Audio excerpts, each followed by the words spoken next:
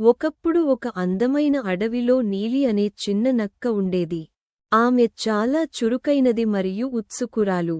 ప్రతిరోజూ ఆమె అడవిలో కొత్త స్థలాలు వెతుకుతూ తిరిగేది. ఒకరోజు ఆమెకు ఒక అద్భుతమైన సాహసం ఎదురవుతుంది.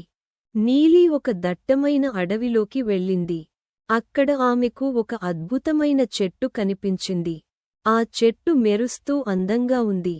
చెట్టు నుండి మధురమైన సంగీతం వినిపిస్తోంది. నీలి చెట్టు దగ్గరకు వెళ్ళింది మరియు ఆశ్చర్యపోయింది. ఈ చెట్టు ప్రతిరోజు వేరే వేరే సంగీతాన్ని వాయిస్తుంది.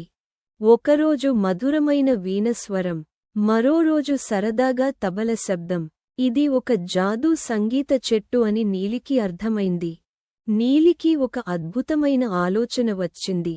ఆమె అన్ని జంతు స్నేహితులను పిలిచింది. రండి, ఈ అద్భుతమైన సంగీతం వినండి అని చెప్పింది. కుందేళ్లు, పక్షులు, ఉడుతలు అందరూ వచ్చారు. కాని కొన్ని జంతువులు సంకోచంగా దూరంగానే నిలబడ్డాయి. నీలి ప్రతి జంతువును ప్రేమగా చెయ్యి పట్టుకుంది. భయపడకండి, సంగీతం అందరికీ సంతోషం ఇస్తుంది అని చెప్పింది. అందరూ కలిసి సంగీతం విన్నారు.